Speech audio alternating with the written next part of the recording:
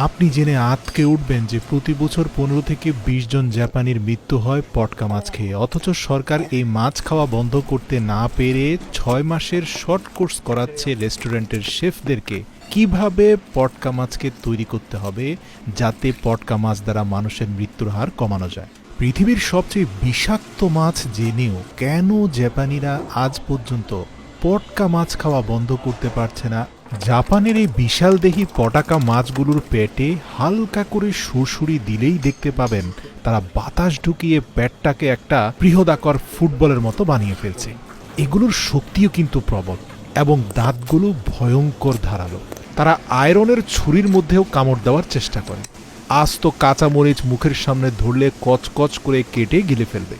সাইজে ছোট হলেও অনেক বেশি শক্তিশালী হওয়ায় কাটার সময় অনেক ক্ষেত্রে হাতে কামড় বসিয়ে দিতে পারে বিধায় জাপানিজ রেস্তোরাঁর দক্ষ শেফরা এই মাছের ঘাড় বরাবর ছুরি দিয়ে কেটে মাছগুলোকে আগে থেকে দুর্বল করে নেন। পটকা মাছ জাপানে অত্যন্ত জনপ্রিয়। জাপানের সবচেয়ে দামি, সুস্বাদু এবং অভিজাত শ্রেণীর মাছ হিসাবে এই পটকা মাছের আলাদা কদর রয়েছে। অথচ পৃথিবীর অন্যতম বিষাক্ত একটি মাছ কিন্তু পটকা মাছ।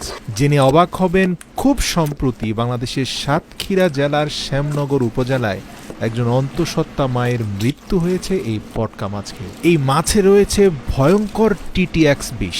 মূলত পটকা মাছের চামড়া, যকৃত এবং ডিম্বাশয়ে সবচেয়ে বেশি পরিমাণে বিষ লুকিয়ে থাকে। গবেষকরা দাবি করছেন পটাশিয়াম সায়ানাইডের চেয়েও ১,২০০ গুণ বেশি বিষাক্ত পটকা মাছের বিভিন্ন অর্গান।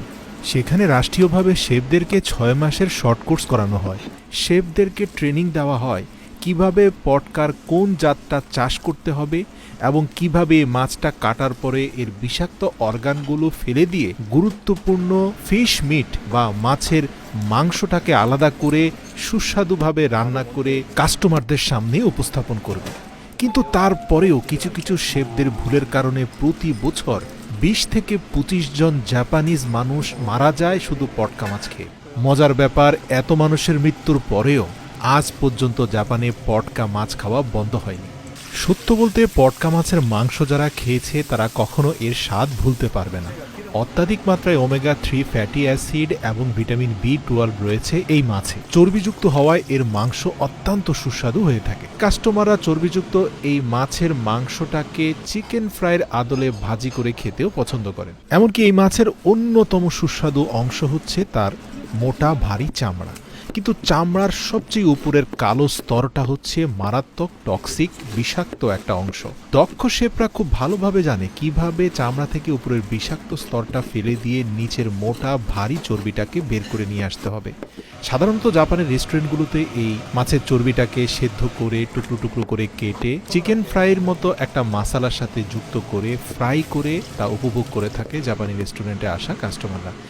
২০২৪ সাল থেকে পটকা মাছের রেস্টুরেন্টগুলোতে জাপান সরকার আলাদা লাইসেন্স দিয়ে থাকে। যারা ৬ মাসের শর্ট কোর্স কমপ্লিট করে এসেছে শুধুমাত্র তারাই পটকা মাছের রেস্টুরেন্ট দিতে পারবে। অ্যাকোরিয়াম থেকে পটকা মাছ কাস্টমারকে বিক্রি করতে পারবে। এছাড়াও লাইসেন্সবিহীন কেউ যদি পটকা মাছ বিক্রি করে তাকে রাষ্ট্রীয় আইনে শাস্তির সম্মুখীন হতে হবে।